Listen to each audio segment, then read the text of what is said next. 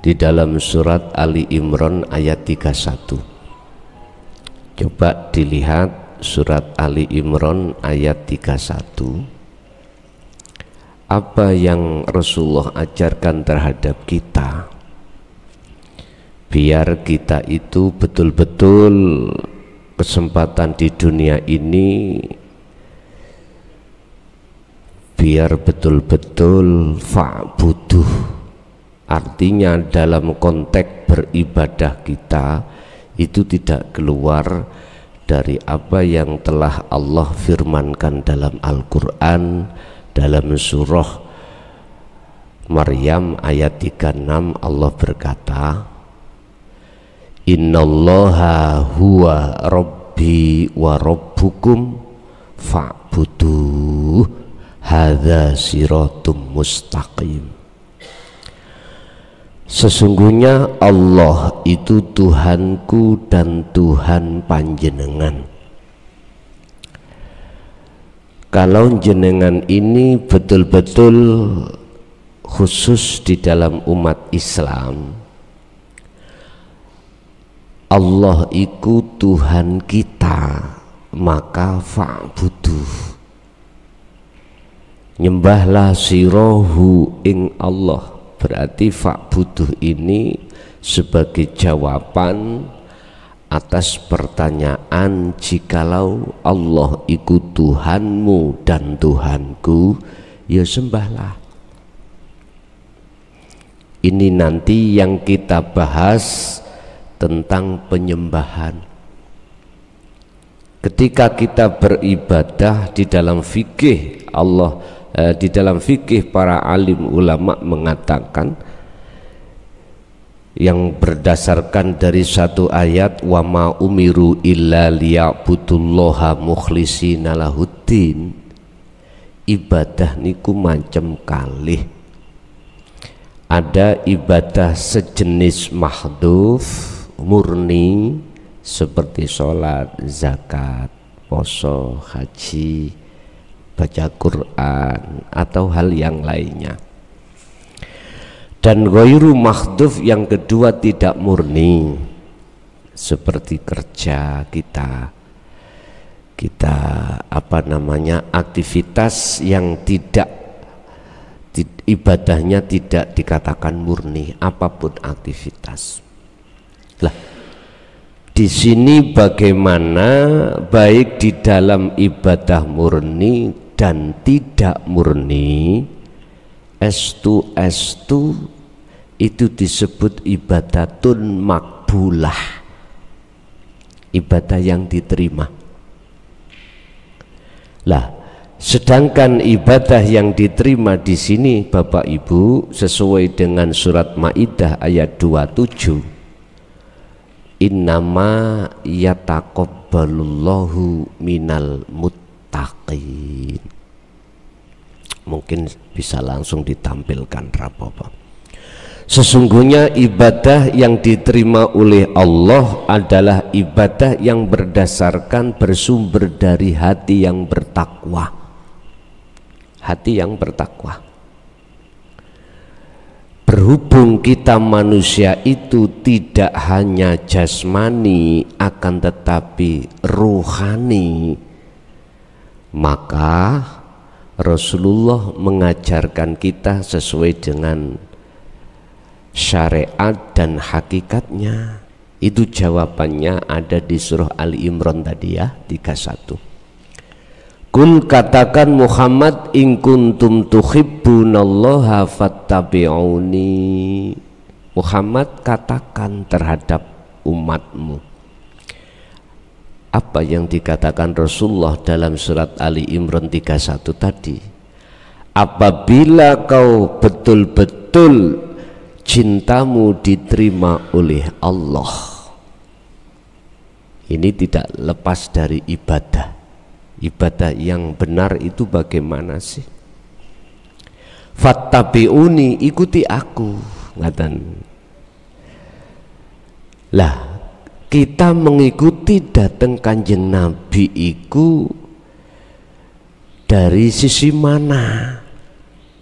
Nyun sewu, tadi sudah saya katakan, Disebut manusia itu tidak hanya jasmani tapi juga rohani.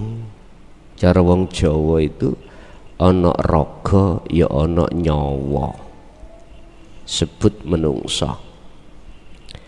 Kalau ada jasad tanpa ruh iku bukan menungso, iku mayit, niku mayit. Lah, ya Rasul, apa yang saya ikuti terhadap panjenengan itu ajaran yang mana? Bapak Ibu, Allah mendidik kita, mengajarkan kita supaya ibadah jenengan iku betul-betul sesuai dengan apa yang dimaksud oleh Allah. Wa ma umiru, lan ora den perintah sira kabeh illa liya'budullaha, kejaba kecuali hanya untuk menyembah Allah. Allah yang mana? Ini nanti yang harus kita buka, karena ini tentang hati, tentang tasawuf. Berarti kita tidak membahas Allah dalam sisi isim, dari sisi ismudat namanya, bukan. Bapak Ibu, Allah mengajarkan kita sebagai manusia lewat Kanjeng Nabi, lewat Rasulnya masing-masing. Dari sebelum Rasul Kanjeng Nabi Muhammad itu Nabi Isa terhadap umatnya, begitu seterusnya. Lah, kita ini di zaman yang akhir dididik Rasulullah jasmani kita dengan hukum syariat.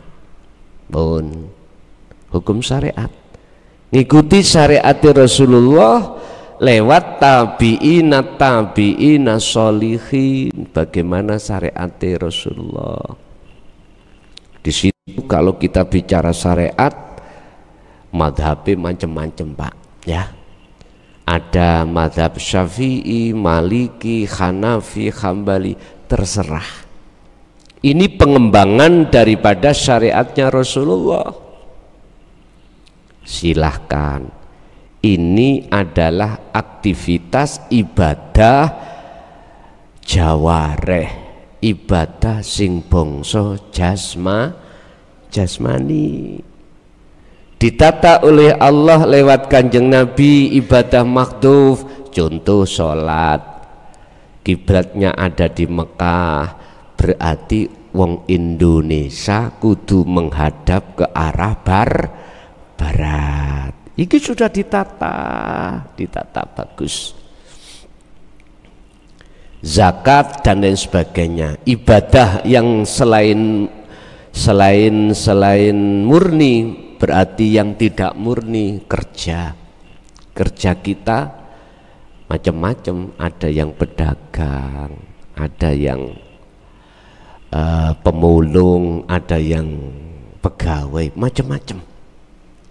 Bagaimana di sini nanti akan menjadi nilai ibadah yang diterima oleh Allah. Kita bicara ibadah itu ada 3 unsur: sing nyembah, yang disembah, perkara fasilitas thariqah, jalan untuk menyembah. Lah, ini bisa sampai pada yang disembah apa enggak? Lah, ini nanti konteksnya kita ada di tasawuf. Kita mengikuti syariat Kanjeng Nabi berarti iku ibadah jawareh, ibadah yang bangsa jasmani. Ini sudah ditata. Kemudian yang jarang umat manusia, khususnya umat Islam, ibadah sing bersifatkan rububiyah, ruhaniyah. Ini yang jarang dibahas di tengah-tengah masyarakat. Lah, kami sudah 24 tahun mencoba untuk menuangkan, menghidangkan ajaran Rasulullah di jalur ruhaniyah. Itu tertuang dalam surat As-Saff tadi, ayat berapa? Ayat 9. Itu nanti menjadi pembahasan kita pada malam hari ini, khusus ibadah yang bersifatkan ruhaniyah. Sebab kalau kita buka sedikit di dalam kitab Hikam, makalah Syekh Ibnu Athaillah terkait ibadah yang diterima itu kuncinya ada di ruhaniyah jenengan. Husnul a'mali nataiju husnil ahwal. Pun diterimane ibadah bangsa jasmani iku tergantung keadaan ibadah ruhani.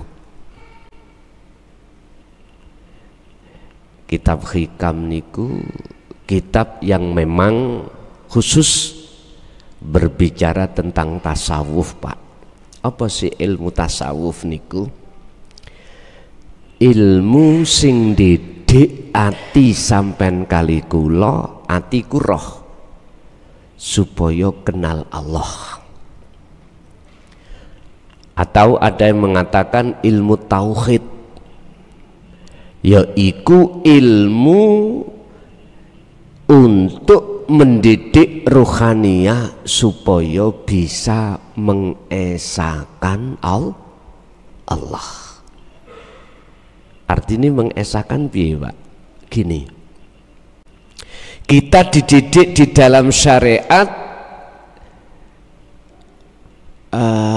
man ismuhu, siapa namanya, nama Tuhan panjenengan. Nek cara malaikat mungkar nakir terus sisuk kan takon ning kuburan, marabbuka, lha ngoten nggih, sapa jenenge pangeranmu? Jenengan jawab Allahu Rabbi. Sing terus hadis iku mbok menawi iso jawab, mongko turune kaya kemanten anyar. Pun Pak, dengan menyebut nama Allah, Bismillah, kita harus tahu, Pak, yang memiliki nama Allah harus tahu. Makanya diajarkan oleh ulama ahli tahqiq, ahli tasawuf, ahli tauhid tentang ilmu tasawuf ini menguak, memberikan pendidikan siapa sebetulnya Allah yang kita sembah. Setiap kali kita bicara Allah nama itu, ini perlu dan ini penting, Pak. Sebab nyuwun sewu nggih, kula mboten sok alim, mboten, kula niki sami kali sampean, sama. Siapapun kita, apapun status kita, apapun, kalau kita ruhaniyah belum kita didik dengan ilmu tauhid, nyun sewu sekali lagi, mohon maaf, permisi, tidak mengurangi rasa hormat saya terhadap panjenengan. Waktu sholat itu loh, hati kita nggak bisa bertemu Allah. Padahal Allah itu dekat pada kita. Kita akan tahu membuka kalau Allah itu dekat lewat ilmu tasawuf. Al-Baqarah Allah berkata kepada baginda Rasul, mengatakan kepada baginda Rasul, wa idza sa'alaka ibadi anni fa inni qaribun. Muhammad, apabila hambaku bertanya, aku iki di mana? Bahasanya di situ aku, Pak. Kalau kita kembalikan aku iku pada umat Islam, yang dawuh iku Gusti Allah. Injih matur suwun. Katakan Muhammad, fa inni qaribun, saya itu dekat. Wa qala aidan wa nahnu aqrabu ilaihi min hablil warid. Aku, kata Allah, lebih dekat dari urat nadi. Mengapa kita tidak tahu? Loh ini loh Pak. Oleh karena kita tidak diajarkan tentang dinut tauhid, ilmu tasawuf, mohon maaf sekali lagi, kita tidak pernah tahu kalau yang kita sembah Allah itu di depan kita. Akhirnya apa? Iki fakta yang terjadi terhadap ruhaniyah kita loh Pak ya, ruhaniyah. Hati kita teringat pada selain Allah. Umat Islam harus waktunya sekarang ini meningkat. Artinya meningkat, ibadahnya, bermutunya itu meningkat. Sehingga kita nggak akan pernah bisa mendapatkan nilai kekhusyuan sholat. Nggak bisa Pak. Kita memang sejak akil balik didogma atau didoktrin tentang pelajaran ibadatul jawareh, ibadah dohiriyah. Ruhaniyah kita juarang Pak.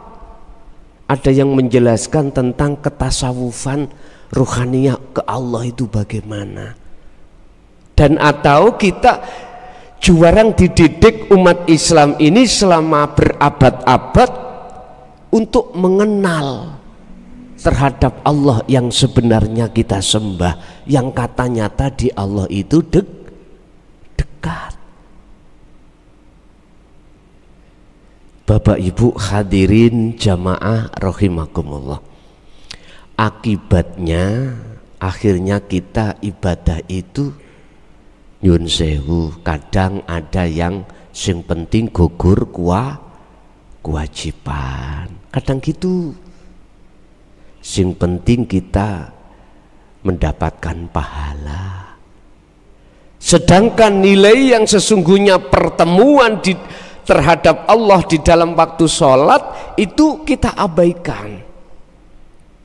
Akhirnya tidak bernilai sama sekali Pak. Di mata Allah loh ya, di mata Allah itu tidak nilainya masih kurang. Oleh sebab itu kami hadir di sini majelis menawarkan, namanya menawarkan itu nggak boleh maksa loh Pak ya. Saya nggak boleh maksa, harus ikutan. Enggak Pak, demi Allah enggak. Saya cuman tugas saya illa mubasyiron wa nadhiron, memberikan kabar baik. Artinya jikalau kita mau belajar ilmu tauhidnya, iki kabar baik bagi yang beriman, nanti nilai ibadah itu estu berbobot. Mengki sampean nanti jenengan timbang-timbang bagaimana terasa di hati ketika sebelum kita belajar tauhid dan mengamalkannya, dan sesudah. Nanti bisa jenengan rasakan dulu. Nanti kalau memang cocok, nanti bisa kita teruskan. Tapi saya tidak berjanji loh Pak, 2024 ini penuh punan. Mungkin tak sesel nih, tak cari waktu yang baik. Kalau nek habis sholat isya ngeten niki, waktu niku pun sewusah dikengken pados longgar iku sewusah. Tadi wonten pengumuman Desember, kula kaget. Ya ta, mengki tak golekane. Nggih kula padosane kinten-kinten ada celah napa mboten. Menawi wonten celah mengki bisa kami sampaikan. Nggih. Tapi saya nggak berjanji, tapi dengan catatan kalau hidangan ini bisa jenengan terima dan rasakan, nggak ada paksaan. Pengajaran tauhid ajaran Rasulullah di jalur ruhaniyah nanti nggak ada paksaan. La ikraha fiddin qad tabayyana rusdu minal ghoi. Al-Baqarah 256. Ajaran ini yang dibawa, yang diemban oleh Rasulullah di tengah-tengah masyarakat itu tidak ada paksaan. Ajaran yang mana? Qad tabayyana rusdu minal ghoi. Ajaran yang membebaskan hati ruhaniyah jenengan dari kegelapan menuju terang benderang, atau dari belenggunya hawa nafsu untuk lepas. Akhirnya jenengan saged sowan ing ngersani Allah. Sebab ngene Pak, roh sampean kali kula niku dibelenggu nafsu. Akhire ajenge sowan kepanggih Allah mboten saged. Laksana kula ning Mojokerto diranté ning Cagak, disuruh ke Sidoarjo, ke Masjid At-Taubah, mboten saged. Bisa manakala rantene dilepas. Sama dengan itu kita sholat nggak bisa Pak, kita itu makrifat pada Allah nggak bisa. Nggak bisa Pak, kita itu khusyuk datang Allah mboten saged manakala ruhaniyah kita ini masih dalam rantainya belenggunya hawa nafsu. Nah, untuk membebaskan, membuka rantai ini, maka diajarkanlah ilmunya terlebih dahulu yang disebut tasawuf. Nanti sedikit demi sedikit, kalau nanti cocok kita teruskan Pak. Tapi satu hal, jangan punya niat apapun. Pertama kita toto niat itu nderek Kanjeng Nabi. Dari sisi hakikatnya, syariatnya sudah sampai sejak kecil. Bapak Ibu hadirin jamaah rahimakumullah. Apa ya Rasul ajaran yang ku turut terhadap panjenengan, di samping jasmaniyah syariat, ruhaniyah hakikat. Fattabi'uni, ikuti aku. Niki nek kalimat fattabi'uni kalau jenengan tafsirkan, maksudnya ada di situ. Fattabi'uni, maka ikuti aku. Ngikutinya tidak hanya ilmu terus diterima paham loh Pak, mboten. Rasulullah niku beliau itu sebelum menyampaikan itu beliau uswatun hasanah. Kasih contoh dulu. Laqad kana lakum fi Rasulillahi uswatun hasanah, mboten mau idotun hasanah, uswah dhisik. Artinya apa? Beliau sebelum menyuruh menyampaikan lewat ilmu dan laku, Rasulullah sudah laku dulu. Dengan uswah hasanah inilah Pak, dengan beliau mempraktekkan dulu ini loh Pak, maka beliau itu ruhaniyah itu, beliau ruhaniyahnya itu berbudi luhur, berakhlak ilahiyah. Akhlak ilahiyah itu ruhaniyah beliau selalu makrifat pada Allah. Kalau sudah bersifat hatinya berbudi luhur, mohon maaf Pak, estu mohon maaf, sifat-sifat celone atim pun boten wonten. Riya, takabur, sum'ah, seneng hasud, seneng adu domba, seneng bikin fitnah pun boten enten. Pun boten enten, ngeten iki dalam hati beliau sudah tidak ada. Lah, mestinya duriyahnya harus begitu. Seperti apa sifat beliau? Sebab nyuwun sewu, pohon mangga, kalau mangganya itu mangga gadung, buahnya gadung napa mboten Pak? Gadung. Nanti peloknya kalau ditandur mesti cukul gadung. Duriyahnya ya harusnya begitu. Sebagai penerus dari nasab harus begitu.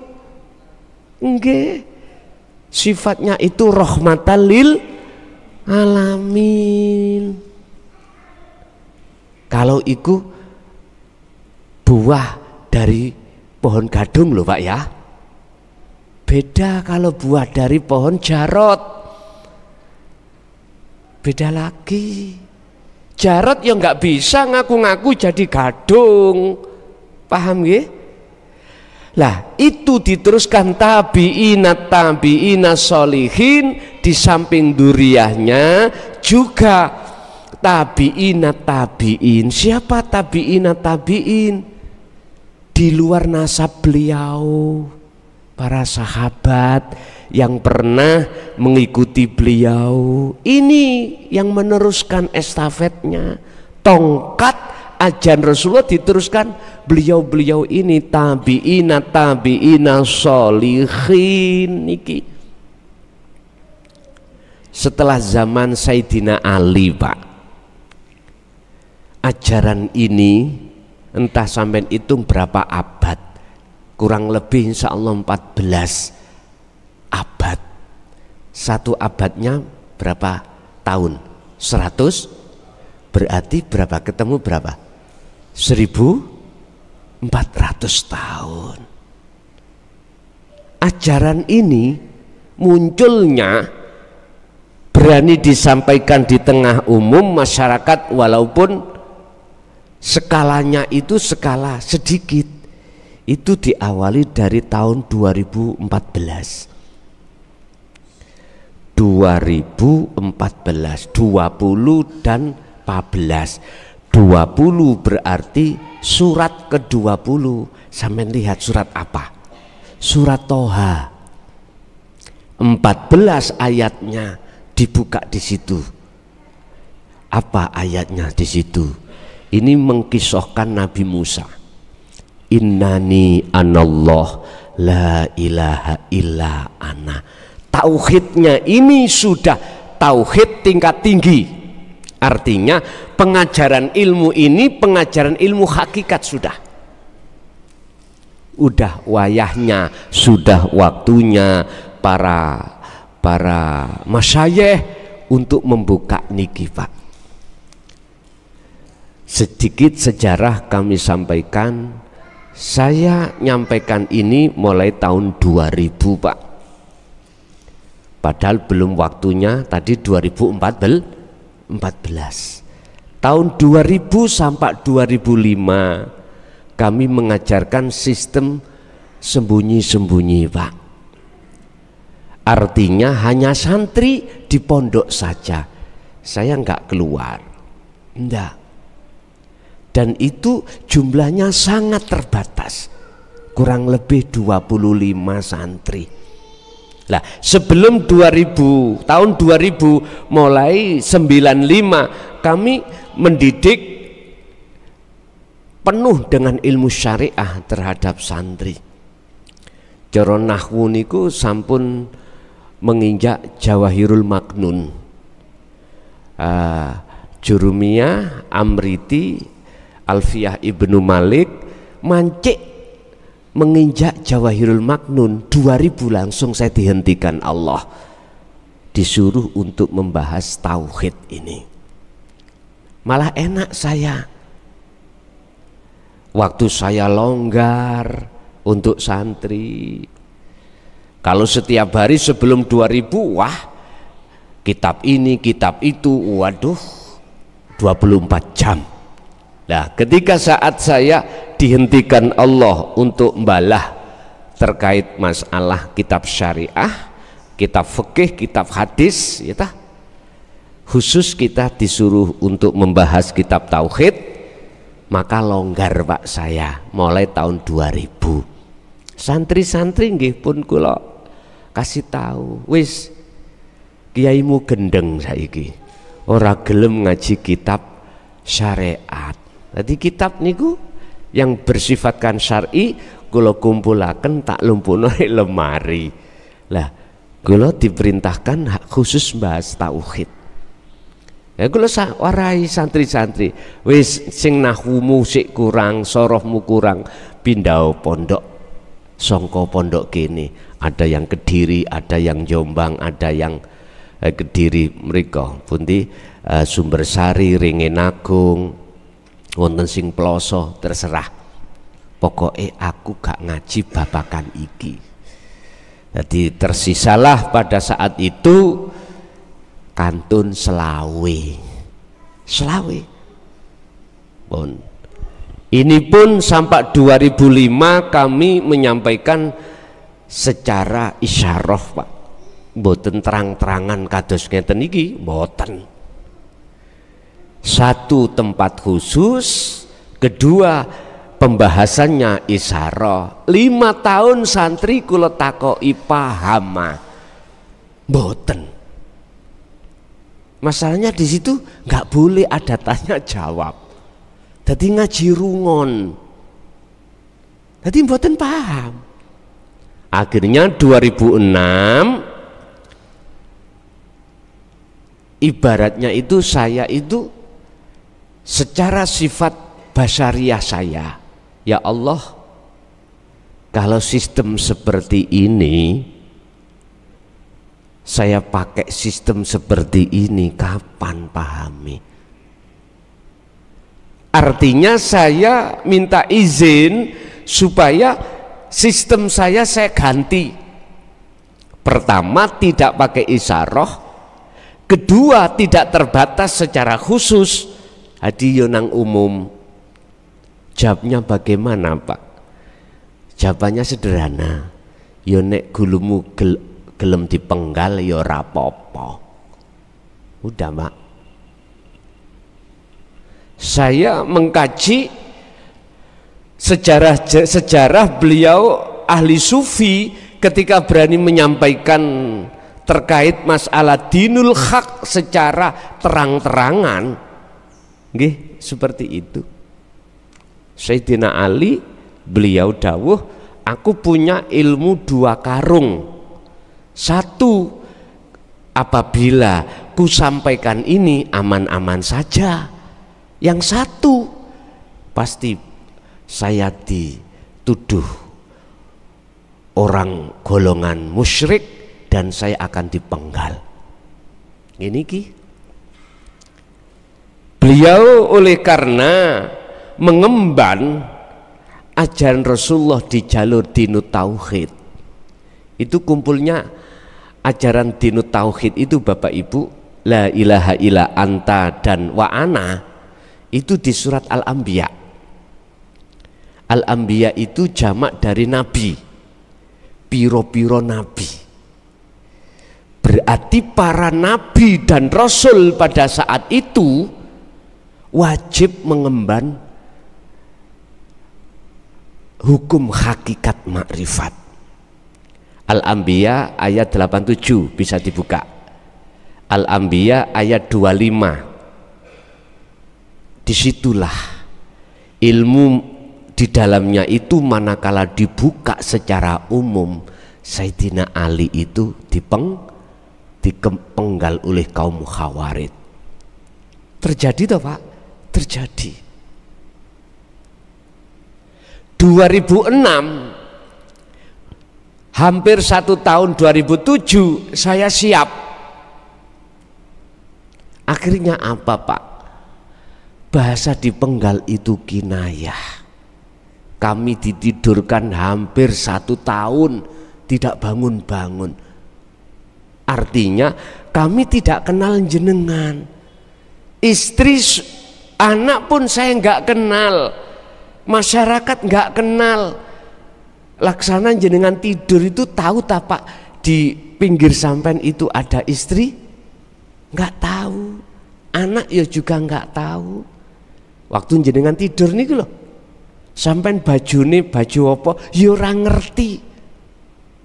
Intinya jenengan ini sudah lepas hati ini dari hubungan hablum minan nas, hubungan terhadap makhluk dunia, lali. Jenengan tidur ya lali. Nyenyak tidure mulai habis sholat isya jam 8, bangun subuh jenengan yo gak mimpi gak apa, mesti terasa sebentar. Kok diluk sih? Padahal kalau dihitung berapa jam Pak? Sementara kita janjian sama teman telat setengah jam aja terasa lama. Artinya apa? Ngeten Pak, jenengan mengki nek sholati iku betul-betul khusyuk ketemu Allah, terasa sebentar. Artinya jangan heran nek sholat sampean kok lama, karena hati jenengan merasakan nikmatnya bertemu Allah. Buka di dalam surah Al-Mu'minun ayat 1 dan 2. Jenengan saged sholat khusyuk ini saged. Jangan percaya dengan makalah yang mengatakan Sayyidina Ali enggak bisa. Kita itu orang yang terakhir, umat yang terakhir, jauh dari Kanjeng Nabi. Yo gak bisa. Empun ngoten. Bukti sekarang dibuka surat Al-Mu'minun ayat 1 dan 2. Allah berkata, qad aflahal mu'minuna alladzina hum fi sholatihim khosyi'un. Sungguh beruntung, sungguh bahagia, sungguh nikmat bagi orang-orang mukmin yang sholatnya dalam keadaan Artinya apa? Untuk mencapai makrifat itu tidak dari nasab Pak, bukan harus nasabe wali, ora harus nasabe rasul, ora. Putrane Nabi Nuh Kan'an iku yo nopo bantah dengan ajaran Nabi Nuh, istrinya juga begitu. Akhirnya Kan'an punya anak namanya Fir'aun. Si yo nopo niku. Jadi jenengan walaupun nasab kita bukan duriyah Rasul, jangan pesimis. Bapak, mbah, buyut, canggah, udeg-udeg, gantung sewur, sampak penduur, walaupun itu nasab kita gak jelas, artinya nasabe perampok misalnya nggih, jenengan kalih kula jangan pesimis. Melihat dari surat Al-Mu'minun, di situ adalah orang-orang mukmin.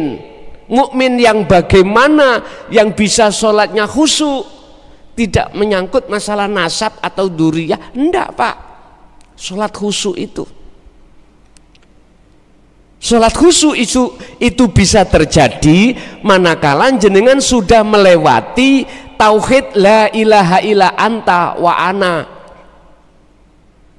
Artinya ruhaniyah sampean ini sudah dididik dengan ilmu tasawuf.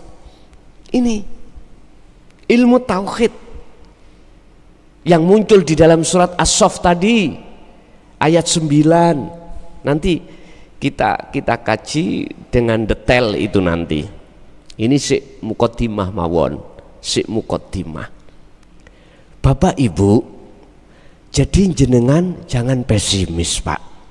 Justru kebanyakan Pak, kebanyakan. Iya atau tidak, kita ada garis lurus terhadap Rasulullah, iya atau tidak? Ada hubungan duriyah atau tidak? Jikalau hati kita tidak diajarkan tasawuf, justru kedurian kita, justru kenasapan kita menjadi alat sebab munculnya takabur dalam hati kita. Yahjubuhum bi ilmihim bi ulumihim. Itu jelas. Takabur di dalam hati kita rumangsa luwih apik daripada orang lain itu muncul bisa terjadi sebab kita termasuk duriyah.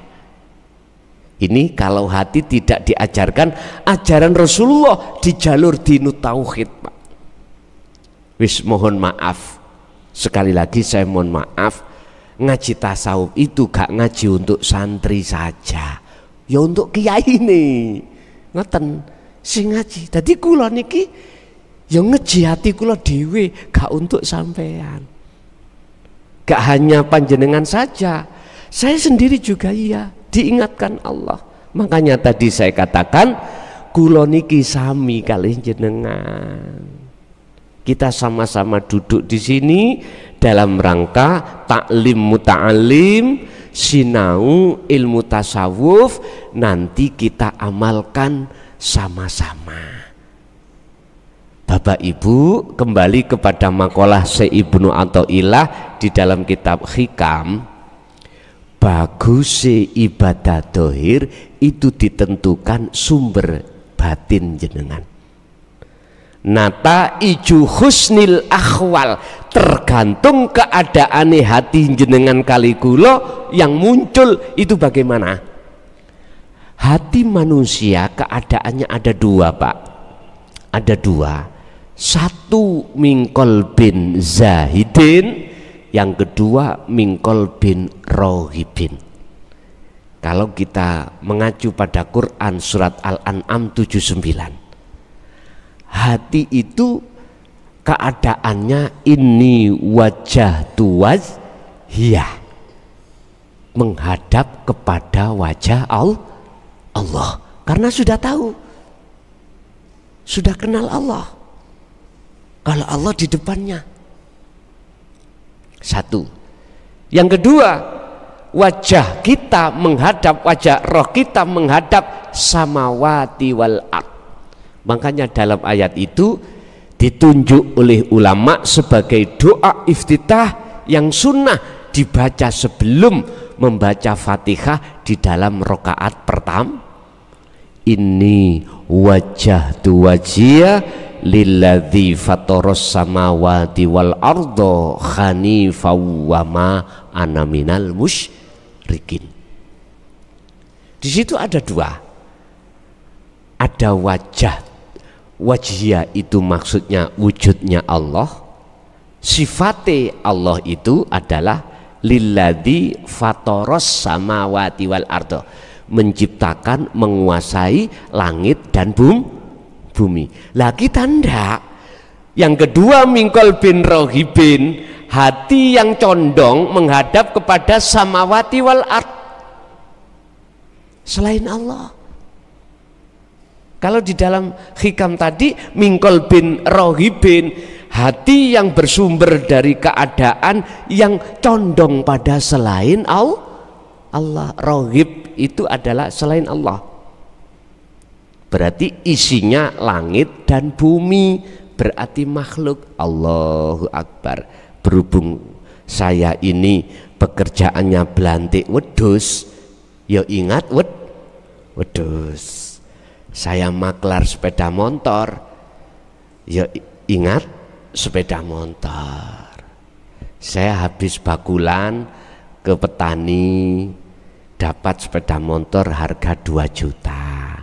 Saya bawa ke Kalangan, langsung ditawar orang 3 juta. Mboten dinyang, Pak. Saya ditanya berapa, wis 2,5 juta.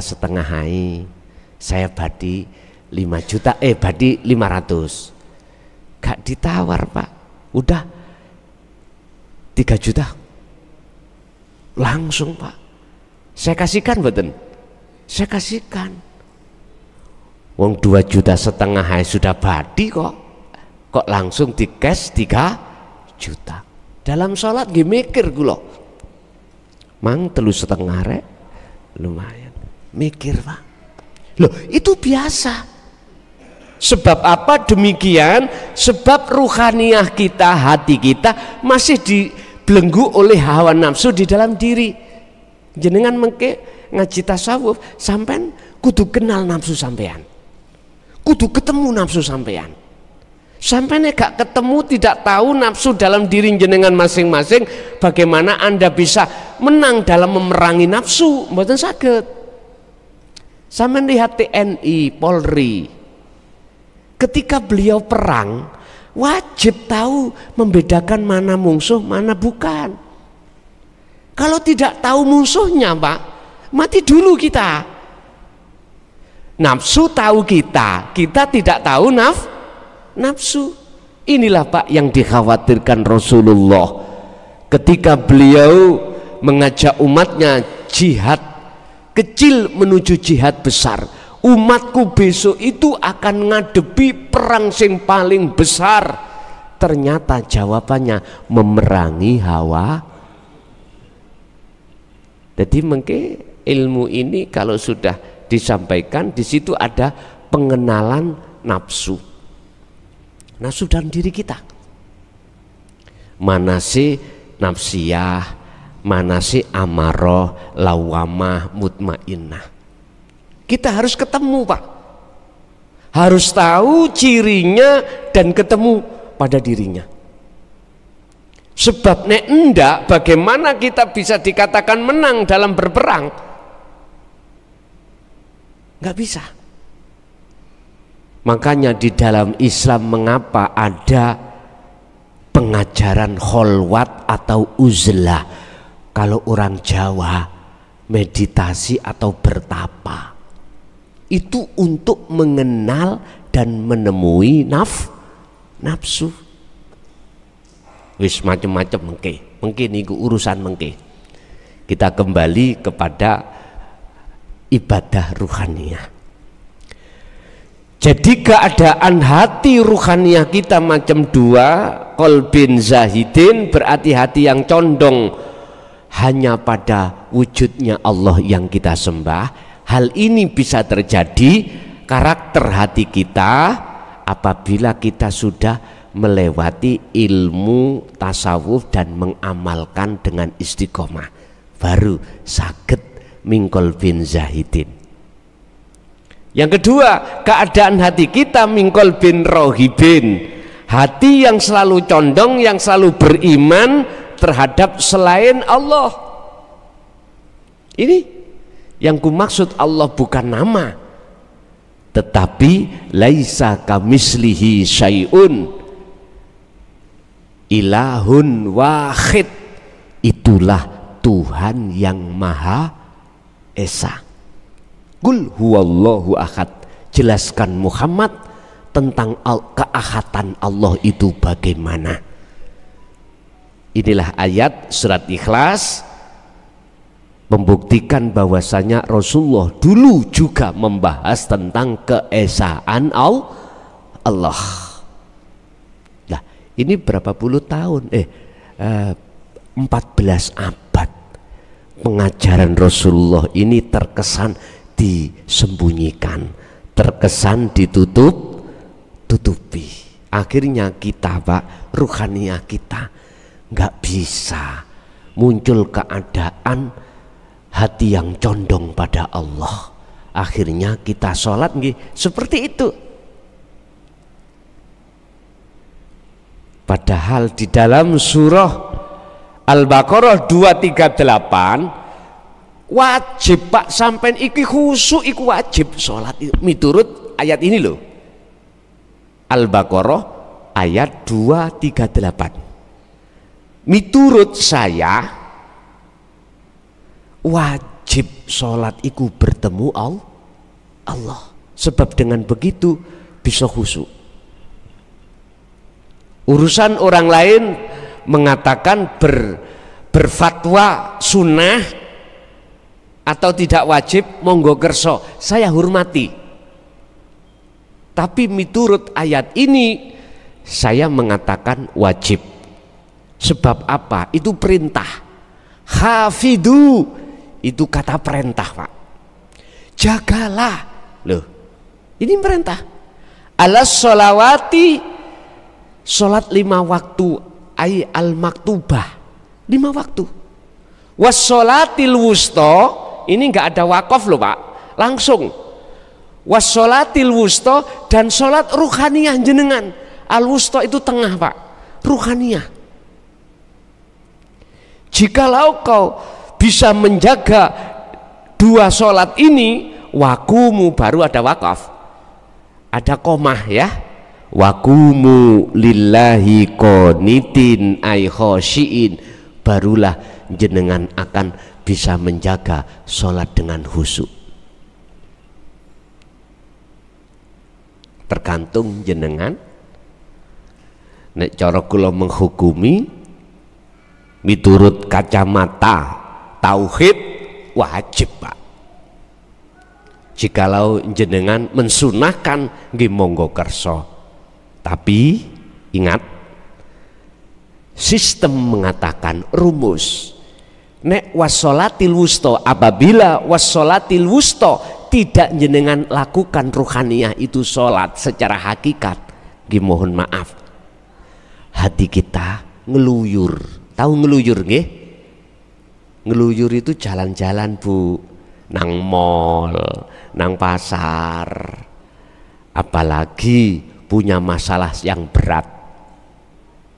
Wah, punya masalah yang berat nggak bisa. Ingat, ngelayang-ngelayang. Akhirnya sholat kita kurang begitu bagus di mata Allah. Pun Bapak Ibu, inilah sebagai dasar jenengan ilmu tasawuf, pandangan ke depan itu bagaimana terserah jenengan.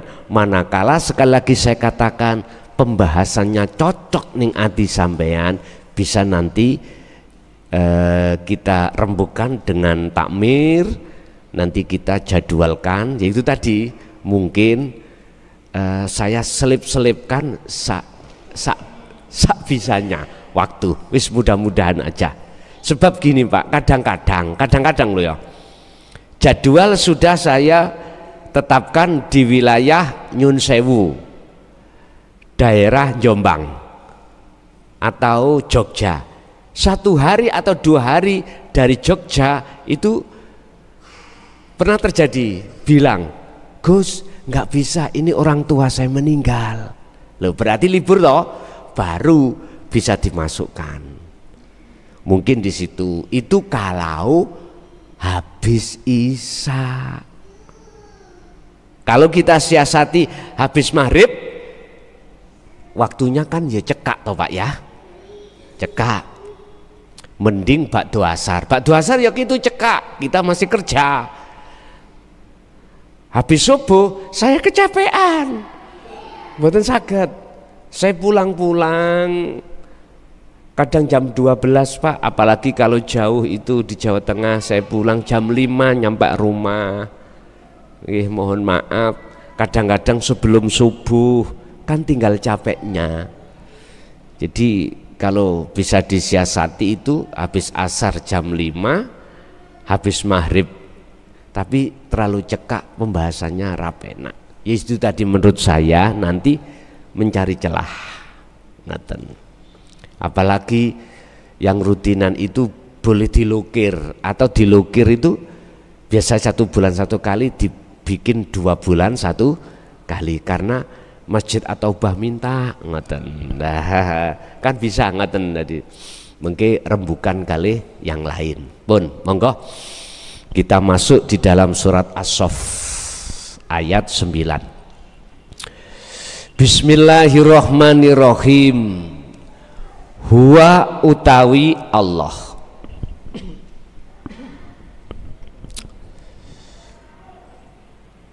Huwa iku domire Allah, empun dikembalikan Allah nama loh Pak ya. Huwa itu sampai kembalikan isim fa'ilnya atau subjeknya, pelaku. Huwa jangan masuk di nama, jangan masuk di sifat, tapi sampai masuk terhadap wujudnya Allah. Huwa utawi Allah iku alladzi kang, ada yang memaknai alladzi dat, arsala kang utus sapa alladzi berarti maksudnya Allah, rasulahu ing utusane alladzi. Mengapa saya larikan kepada alladzi? Karena terdekat. Alladzi sebagai sifatnya Allah, tapi maksudnya bukan sifat, bukan nama, tapi wujudnya Allah yang di dalam surat Toha menyebut aku. Dialah Allah yang mengutus utusannya bil huda, kelawan gowo petunjuk, wadinil haq, dan agama yang benar. Mengapa dikatakan dinil haq di sini? Adalah dalam tafsir Jalalain aidinit tauhid.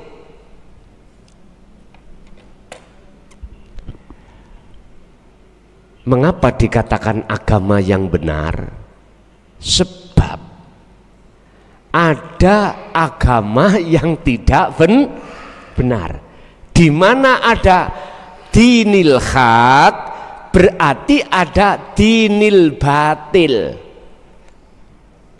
Ya, mohon maaf saya tidak mengatakan inisial loh, mboten dong nggih? Tidak. Kita bicara tentang agama yang di dalam ruhaniyah, bukan jasmaniyah. Agama itu apa sah? Sebuah wadah untuk mengisi ajaran di dalamnya. Lah, ini saya bicara agama konteksnya secara ruhaniyah, bukan jasmaniyah. Enggak. Bil huda, petunjuk itu diadai, dimasukkan di dalam agama tauhid, agama yang untuk mengesahkan pada Tuhan. Umat Islam Tuhannya Allah, untuk mengesahkan Allah. Bil huda ini, petunjuk ini akan datang Pak terhadap jenengan dari Allah, dilewatkan utusannya kanjeng Nabi. Iki langsung saya menceritakan pada saat zaman Rasulullah. Berhubung Rasulullah secara jasmani kan sampun wafat toh Pak nggih, diteruskan tabi'ina sholihin, berarti di luar nasab. Di dalam nasab berarti duriyah. Makanya mohon maaf, yang merasa dirinya duriyah wajib sifat dan karakternya seperti kanjeng Nabi, rahmatan lil alamin. Itu tadi pelem gadung woi ya gadung, peloknya itu ditandur cukul gadung, pohonnya gadung, nanti nguwoh yo gadung, terus nanti yo gadung terus begitu. Duriyah nasab iku sifat duriyah Rasul itu pasti sifatnya itu seperti kanjeng Nabi. Lah, ilmu yang ada di dalam agama yang bertauhid inilah Pak nanti akan sebagai petunjuk hati jenengan bagaimana cara untuk sholat yang benar, artinya bisa bertemu Allah. Jadi ilmu tauhid yang dijelaskan terhadap kita, dan kita itu ada kefahaman. Az-Zumar ayat 18, alladzina yastami'unal qaula, mereka ketika mendengarkan ajaran Rasulullah di jalur ini loh khusus loh ya, terus beriman, fayat tabiuna aksanahu, dan mereka lalu mengamalkannya, mempraktekkannya. Berarti ilmu yang sudah disampaikan oleh Rasulullah kita paham dan beriman itu kebenaran datangnya dari Allah, lalu kita amalkan. Inilah yang disebut sebagai bil huda, petunjuk. Apa maksud dan tujuannya? Allah mengutus utusannya untuk membawa ajaran ini. Monggo dilanjut.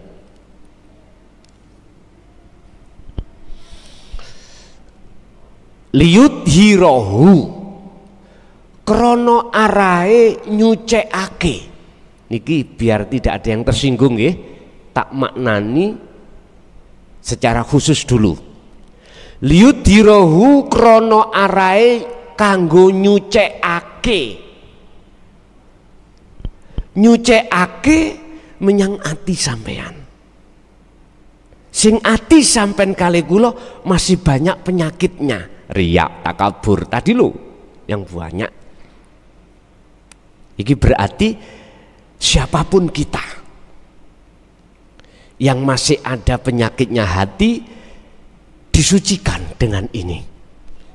Liyudhirahu krono arae kanggo bersehake apa huda atau dinil hak mang menyang ati sampen alat dini kulih ngalahake menyang ajarane nafsu.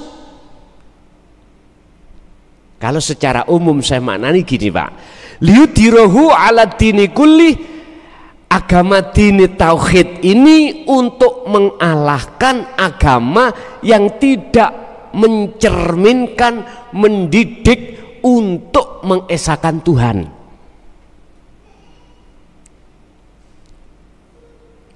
Ampun ada yang tersinggung secara kelompok, jangan. Kita tersinggung secara pribadi kita masing-masing, karena hati kita, ruhaniyah kita masih dalam budaknya hawa nafsu, masih dirantai oleh nafsu Pak kita Pak. Lalu walau karihal musyrikun, Rasulullah diperintahkan untuk menyampaikan ini berat Pak, berat banget. Jujur saya itu berat, sebab ketika saya sampaikan mesti konflik. Ketika 2007 Pak, saya ini keluar, tidak hanya menyampaikan di tempat khusus, saya sampaikan di majelis-majelis taklim, contoh walimatul arus, contoh pengajian, mulutan, Isra Mi'raj, apapun saya sampaikan. Berat Pak saya itu sebetulnya. Karena apa? Kalau saya tidak hati-hati, mesti ada yang tersinggung. Makanya saya katakan sekali lagi, mulai awal, saya ini sama dengan jenengan. Belajar. Tidak sok suci, sok ngalim, boten. Sama kalian jenengan. Ayo kita sama-sama belajar. Belajar ilmunya, nanti akan dapat petunjuk, terus laku, terus kita bisa sowan ing ngersane Allah sebelum kita mati. Nanti ada keterangan Pak, ekstrim keterangannya, ngeten, tak bocorno. Manakala kau sebelum mati belum mengenal ajaran Muhammad, dinu tauhid, mesti alam barzahmu gelap. Ngoten ya, naudzubillah. Mungkin nanti dibuat pertimbangan surat Al-Isra 72 itu nanti, Al-Isra 72 itu. Tapi mboten kula bahas. Kita bahas surat As-Saffat tadi. As-Saff ya. Walau karihal musyrikun, walau kariha, senajan podo benci terhadap Kanjeng Nabi sapa al musyrikun, dibenci Pak, didrengkeni Rasulullah niku, dicaci, dimaki. Berat sebetulnya beliau itu menyampaikan ini, penuh konflik. Makanya mohon maaf, saya hadir di sini sifatnya adalah mubasyiron wa nadhiron, memberikan kabar baik bagi yang percaya, wa nadhiron sebagai peringatan bagi yang tidak percaya. Jadi walaupun seperti itu, saya tidak ada hak untuk memaksa Anda untuk beriman, mboten.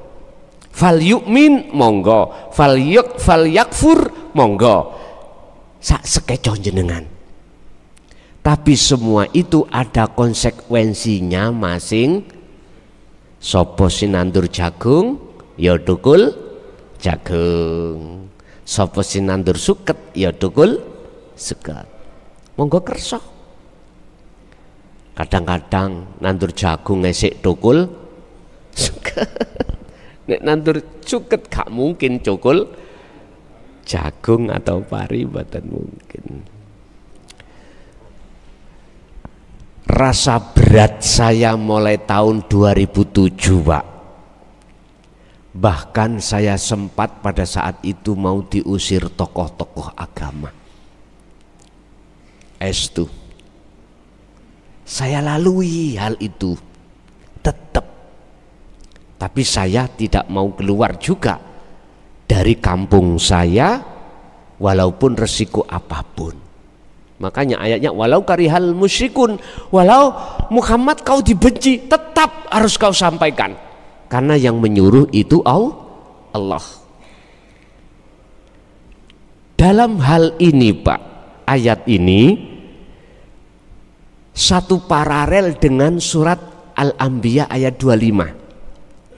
Ngeten Allah dawuh, wa ma arsalna min qablika mir rasulin illa nuhi ilaihi annahu la ilaha illa ana. La ilaha illallah sudah tidak, la ilaha illa huwa tidak, iki syariat thariqat. La ilaha illa anta hakikat, la ilaha illa ana makrifat. Ini leh Rasulullah berat sekali. Artinya ayat itu, Muhammad, aku tidak pernah mengutus utusan sebelummu. Berarti Nabi Isa sama pendurur gitu. Termasuk dirimu, kecuali wajib kau membawa wahyuku inti ini untuk kau sampaikan dan kau jelaskan terhadap umatmu. Ayatnya itu ana tidak berhenti loh Pak, ada terusnya fa'budun, supaya dia menyembahnya benar. Sampaikan ini, berat Pak, menyampaikan hukum hakikat ma'rifat itu berat banget. Akhirnya tahun 2010 saya dikemas, dimasukkan penjara selama 3 tahun Pak. Saya jalani nggak apa-apa. Tak pikir tadi saya disuruh menyampaikan Allah di luar penjara, sekarang di dalam penjara. Tak pikir gitu aja. Sama di penjara pun saya sampaikan di Mojokerto. Akhirnya ketahuan Pak. Akhirnya saya dipindah ke Madiun. Sampai gimana toh? Saya dikejar-kejar. Ini kalau bahasa umum gini Pak, ngapunten ingkang kathah. Rasulullah itu ketika menyampaikan tentang masalah ini di Mekah dikejar-kejar, sampai terjadi hijrah dari Mekah ke Madinah, karena kaum kafir Quraisy, Abu Jahal, Abu Lahab merencanakan untuk membunuh Rasulullah dan para pengikut-pengikutnya yang beriman terhadap ajaran Rasulullah ini. Akhirnya Allah menurunkan ayat untuk hijrah ke Madinah. Akhirnya di Madinah itu ada kaum Ansor. Kaum Ansor ini Pak, itu ya dari kaum Nasrani juga, tidak wong Islam tok, Nasrani. Wong Nasrani yang di situ memang membawa, mengamalkan wahyu Tuhan, kitab Injil dari Allah, dari Tuhannya, yang di situ mengesahkan pada Tuhan. Sampai terjadi, mohon maaf, peperangan itu, konflik gitu, seperti itu. Ada istilah perang Badar, ada istilah perang Uhud, perang Honda. Karena apa? Dikejar-kejar Allah, dikejar-kejar Rasulullah, dimusuhi oleh kaum kafir. Mohon maaf, saya sih tidak seberapa Pak, cuman diusir, kemudian nggak bisa diusir, saya tetap ada di kaum saya, akhirnya terjadi diusir, masuk penjara tahun 2010 bulan Mei tanggal 21 sampai 3 tahun. Pulang pun saya juga tidak akan berhenti, tetap sampai detik ini. Ternyata apa Pak? Mereka tadi, tokoh-tokoh yang mengusir saya, ternyata sampai sekarang menerima dengan ajaran tauhid ini. Berarti kesimpulannya, orang yang membenci dengan ajaran ini jangan dibenci, jangan disalahkan. Makanya Allah katakan la ikraha fiddin. Muhammad itu tidak ada paksaan ajaran itu. Jadi nggak boleh kita benci pada mereka yang tidak beriman. Enggak Pak, saya hormati. Karena apa? Karena setiap diri manusia ada prosesnya masing-masing. Hidayah Allah kasih itu tidak harus saknaliko waktu ngaji, enggak. Kadang-kadang waktu ngaji belum bisa menerima, terus mau tidur, hidayah datang Pak, sadar, akhirnya ngomong, iya bener arek gendeng mangen, nek diangen-angen. Lah bisa jadi seperti itu. Rasulullah kan dikatain tukang sihir,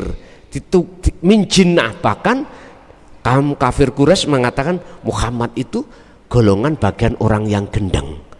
Begitu. Udah, itu memang sejarah Pak ya.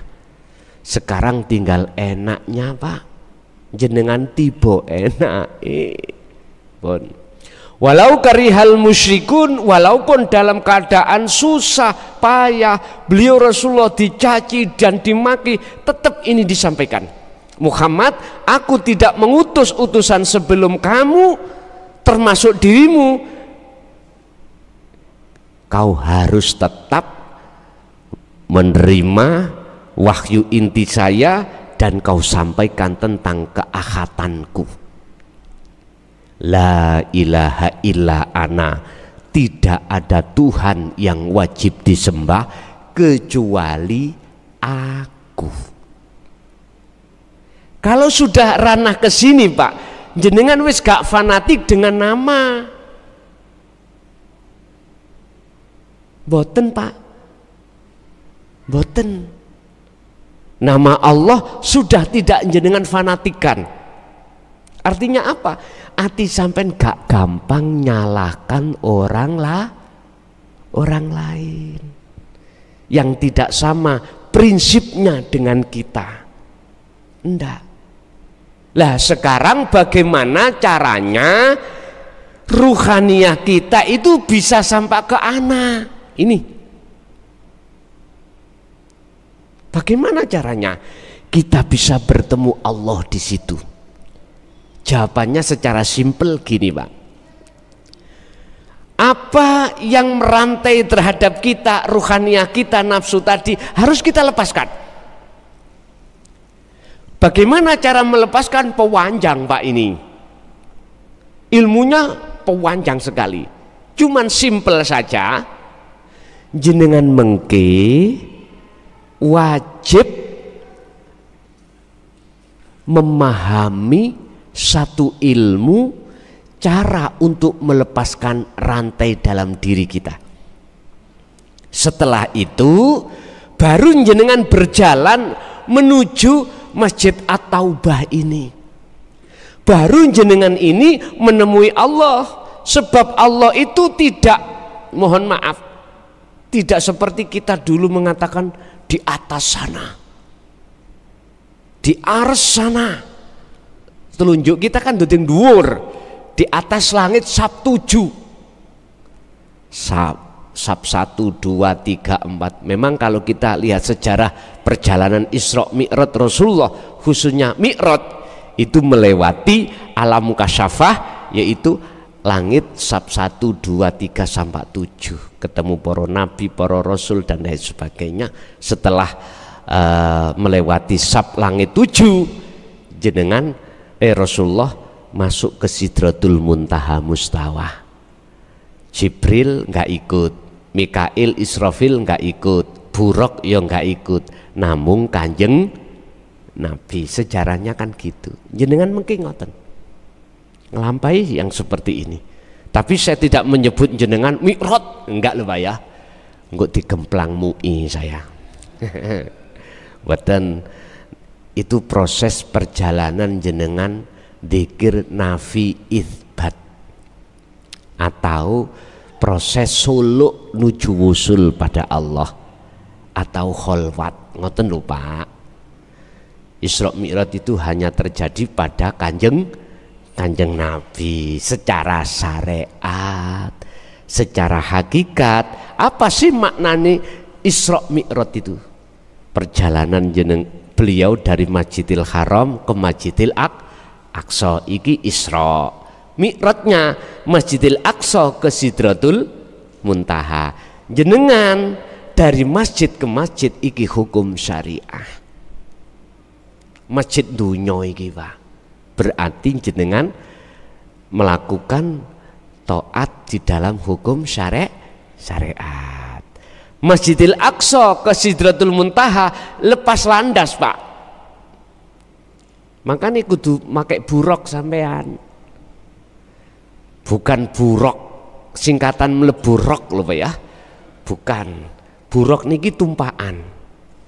Apa tumpaan sampean iki? Ilmu tauhid yang sudah jenengan pahami. Buraq iku lak sik nafsu toh. Jenengan ini nanti bermodalkan tumpaan ilmu tauhid ini. Ini ilmu tauhid saya sebut kulit ini masih kulit. Lah, nanti ketika jenengan mengamalkan ilmu tauhid di tengah-tengah ibadah apapun, di situ nanti jenengan ada pendamping Pak jenengan, yang Allah langsung ngutus utusannya warid malaikat untuk nyandingi jenengan. Nek cara Kanjeng Nabi, malaikat muqarrabin Jibril, Mikail, Israfil, Israil nuntun buraq iki cek mboten liar. Artinya ilmu tauhid iku bentik tidak dibuat untuk pinter-pinteran, biar tidak dibuat sombongan. Lho iya lho Pak, jenengan nek belajar ilmu iki nanti nek mboten amal dadi sombong. Jenengan akhirnya punya status ahli tahqiq, ahli ilmu hakikat, tapi ruhaniyah kita belum ketemu Allah. Inilah liar, buraq yang liar. Makanya mengapa Allah itu kok ya menyuruh malaikat muqarrabin untuk membimbing yang namanya buraq ini. Buraq gambare kan jaran ndase wong wedok ngotenan niku. Iku nafsu. Artinya ya ilmu tauhid ini nanti ada yang mengendalikan, warid dalam hati jenengan. Nanti jenengan gak usah takut Pak, ketika jenengan kholwat mi'raj wa minal laili fasjud lahu fasabbihu lailan tawilan. Aku gak ditunggu mursyid, aduh apa gak kesasar. Sing nunggu sampai niku Allah lewat warid. Sing penting sekarang tak modali ilmune, nanti jenengan berangkat. Lho jenengan mengke ketika berangkat kholwat Solo bertemu macam-macam Pak. Bertemu macam-macam. Di dalam alam kasyaf ada alam malakut jabarut lahut. Ketemulah jenengan para leluhur, ketemu jenengan masuk di dalam alam barzah, masuk di dalam alam neraka, masuk di dalam alam surga, bertemulah para nabi, para rasul, bertemulah iblis, bertemulah jin, macam-macam, bertemulah malaikat. Iki nek gak dimodali pengetahuan dulu, terlebih dahulu, bingung sampean mengke. Ketika Solo ketemu cahaya, apa iki? Sik takon. Lah, biar enggak tanya, gak ngebek-ngebeki WA teng kula. Ya toh, sakniki tasik tinggal 2000 sing durung kula selesekno. Tak tutup sik WA-ne, tak tutup, cocok. Jangan masuk dulu, ditahan dulu. Perlu nih kula nyelesekno 2000 ini dulu. Kemarin 9000 sudah tak selesaikan. Sekarang muncul nggak ada sabulan 2000 masuk belum tak selesaikan. Masalah terbatas Pak waktu saya. Nah disitulah nanti jenengan tidak akan bingung. Makanya ketika Rasulullah Mi'raj itu ditemukan surga ketemu ini, neraka ketemu ini, yang namanya malaikat muqarrabin. Muhammad jangan lama-lama, lanjut. Akhirnya setelah di atas sab langit 7 jenengan ini di babul musyahadah, ibarat jenengan di situ semuanya parkir, warid ya parkir, buruk sampean ya parkir, jenengan piyambak. Inilah alam kefanaan Pak. Keakuan jenengan kali kula sebagai makhluk sudah tiada. Sidratul muntaha mustawa alam musyahadah, disitulah dawuh innani anallah, hanya Allah yang esa. Mengke niki mek gambaran tok Pak, gambaran tok. Pun sekarang kita bicara ilmu dulu. Udah, inilah ajaran Rasulullah yang harus kami sampaikan walaupun pahit kurasa. Walaupun saya dicaci dan dimaki, ingat jenengan tidak kusalahkan, karena saya sadar semua diri manusia itu perlu proses. Gak harus bim salah bim, ndak. Kecuali jenengan yang asalnya sudah belajar tentang ilmu ini, walaupun bahasanya isyarah, langsung bisa menerima. Dan saya menghadapi tidak hanya kelompok itu saja, bahkan kelompok yang belum mengerti sama sekali. Saya harus bersabar, saya harus telaten, saya harus ikhlas apapun yang terjadi. Jadi mohon maaf, inilah Bapak Ibu dasar saya dalam surat As-Saff ayat 9 yang wajib ku sampaikan tentang ajaran Rasulullah yang 14 abad kurang lebih selama ini ditutup-tutupi. Nggih, mohon maaf, sebetulnya 2014 sudah mulai bermunculan di medsos Pak, ajaran tauhid ini. Ada yang bernafaskan Al-Quran, Al-Hadis atau As-Sunnah, mukobalahnya ijma' qiyas, kitab-kitab tasawuf. Ada yang bersumber, mohon maaf dengan bahasa kaum kejawen. Akhirnya kok bahasane dulur papat limo pancer lah. Terus gak apa-apa, silakan. Yang penting substansinya adalah ilahun wahid. Rasulullah itu Tuhannya ilahun wahid. Dalam surah Al-Kahfi ayat yang terakhir 110, Tuhannya Rasulullah ya Pak Muhammad ilahun wahid, Tuhan yang esa. Wa man kana yarju liqa'a rabbih, barang siapa yang ingin bertemu ilahun wahid, di situ dijelaskan Pak, 2 syarat. Pertama, fal ya'mal amalan solihan, kudu berlaku kholwat. Ya tahu waul Isra Mi'raj. Ingin ketemu Allah Isra Mi'raj. Yang kedua, wala yusyrik bi ibadati rabbi ahada. Jenengan ini wajib melakukan mi'raj, meniadakan iman selain ilahun wahid. Wajib. Nah itu bisa terjadi tatkala hati sampean sudah masuk di alam fana.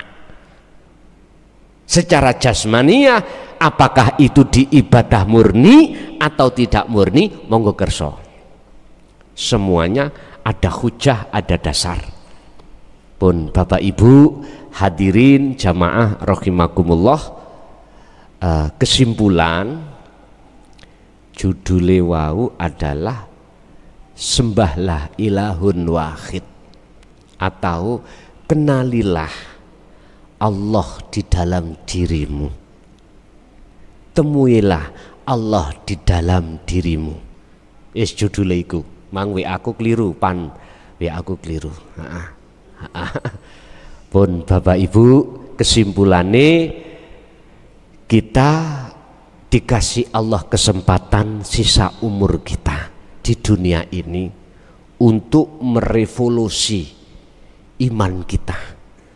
Yang tadinya ruhaniyah kita, imannya ada selain Allah, kita harus revolusi hanya pada Allah yang dimaksud ilahun wahid.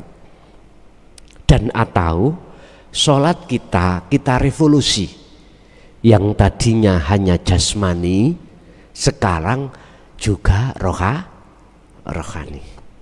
Yang tadinya kita sholat masih ngeluyur, biar nggak ngeluyur, tetap datang diri kita, sebab diri kita itu ada Allah sejatinya, Pak. Buka Al-Hadid ayat 3, Allah iku ning jero yo ning jaba. Begitulah. Ini kalau cocok ngerespon jenengan, monggo kita lanjutkan yang difasilitasi oleh takmir Masjid At-Taubah. Dan saya pun tidak berjanji, saya upayakan walaupun 3 bulan adanya 1, monggo, 4 bulan hanya 1, monggo. Tetap saya akan hadir, tapi hanya satu niat kita. Pertama adalah niat kita mengikuti Kanjeng Nabi. Sebab niki dasar niat pertama. Nanti akhirnya niat kok ini hilang, Pak. Karena Allah juga nanti. Terusnya Ali Imran ayat 31 tadi, jikalau kau betul-betul mengikuti aku, Ali Imran 31, jawabannya Allah bagaimana? Yuhibbukumullah. Wis, iki lho sing pantes disebut habaib ya niki. Niki. Yuhbib mongko nrimo cinta sampean iki sapa Allah, Gusti Allah. Gusti Allah nerima cinta jenengan, cintane ati jenengan, dan jenengan dijadikan sebagai kekasih. Makanya iki lho sing mestine pantes diceluk habaib. Habaib jamak dari habib. Ini yang pantas. Karena apa Allah menerima cinta sampean? Karena cinta kita hati yang tadinya cinta istri, cinta anak, cinta harta benda, kemewahan dunia kita lepas. Ruhaniyah. Nek jasmania ya tetep, Pak. Ruhaniyah kita lepas, karena inilah yang dijadikan nafsu sebagai belenggu dalam hati kita, sehingga hati kita bergantung terhadap selain Allah, yaitu minan nisa wal banin wal qanatiril munqantarah. Inilah, Pak, yang pantas diceluk habib iku di sini. Entah itu dari duriyah nasab, entah itu dari sayyid, atau mohon maaf sahabat yang mengikuti pada saat itu ajaran beliau dan diteruskan disebut tabi'ina sholihin. Ini yang pantas. Tapi beliau-beliau nggak butuh panggilan itu, nggak butuh, Pak, nggak butuh. Titel panggilan itu menungso untuk memanggil, gak butuh beliau. Inilah ciri dari penerus Kanjeng Nabi. Makanya saya curiga, tapi saya nggak ikut-ikut urusan yang di luar sana, Pak. Bah, dia itu secara syar'i ada garis lurus atau tidak. Kalau selama di dalam hati ingin dipanggil dimuliakan Habib, misalnya ingin diceluk Habib yang tujuannya ingin dimuliakan, mohon maaf gak cocok dengan Qur'ani. Perdalam tafsir di dalam surat Ali Imran ayat 31, yang berhak diceluk habaib, jamak dari Habib, adalah mereka yang mengikuti sifat kanjeng Nabi. Ya sudah,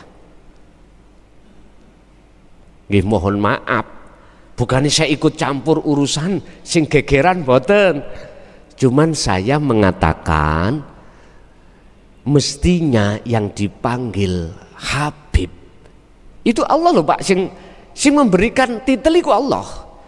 Tapi beliau itu tidak gila dengan titel itu. Nyun sewu, woe gadung, gak usah bengok-bengok aku gadung, celun gadung, ya wis gadung otomatis. Dan dia tidak akan pernah mamer-mamer omongan aku gadung, enggak. Paham gak nggih maksudku? Sebab apa dia itu cintanya diterima Allah? Karena cinta kita pada selain Allah sudah kita lepaskan. Cara untuk melepaskan cintanya ruh terhadap selain Allah tadi ilmu, amal, istiqomah. Ilmu tasawufnya, amal dilakukan dengan khalwat, istiqomah terus menerus. Baru Pak geser cinta ini. Terus bagaimana kesalahan saya ketika saat sebelum kami itu mengenal ajaran Rasulullah ini, tiap saat dan waktu gantungan hati kula niku selain Allah. Dosa yang seperti itu bagaimana kesalahan? Wa yaghfir lakum dzunubakum, ayatnya terusnya. Allah ngapura Pak, Allah sepuro. Waktu saya sholat kok eling wedhus disepuro mek Gusti Allah. Nyun sewu, Allah itu maha pecemburu. Sebetulnya itu pecemburu, gak ridho kita itu hati bersuka beriman pada selainnya, itu gak ridho. Bentuk Rasul, bentuk Allah gak ridho, bentuk Allah itu cemburu. Mengutus utusannya membawa ayat ini tadi. Jadi asbabun nuzul ayat ini surat As-Saff tadi ya tah, ayat 9 itu asbabun nuzulnya disebabkan karena hati kita sebagai hamba telah mencintai selain Allah. Akhirnya dijadikan nafsu sebagai belenggu, yaitu tadi asbabun nuzulnya.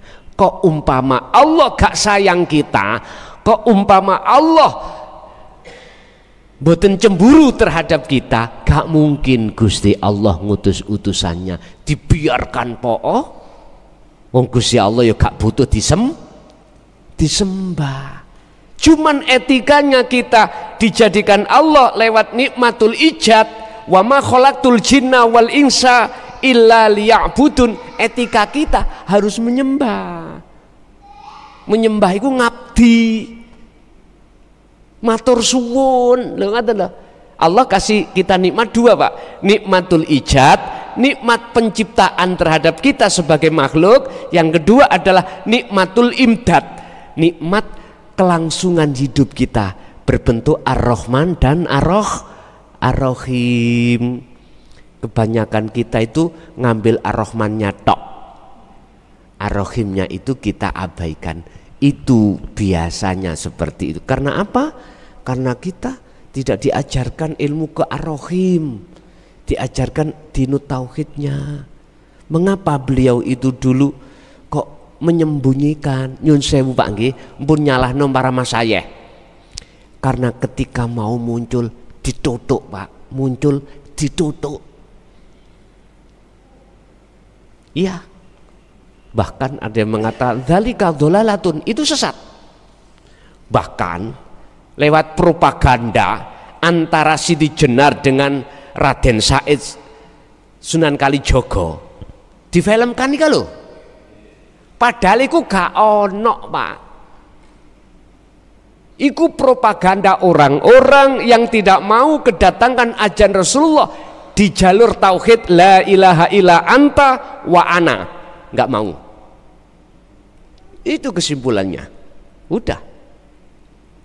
Selama ini kita ya percaya-percaya aja. Karena di depan yang mengatakan, yang berfatwa bukan orang sembarangan. Lah gitu toh. Nggih, mohon maaf. Tetap kita maklumi karena semua manusia punya proses masing-masing. Pun itu sekilas dasaran kita sebelum masuk ke dalam tentang ilmu tasawuf, Bapak Ibu.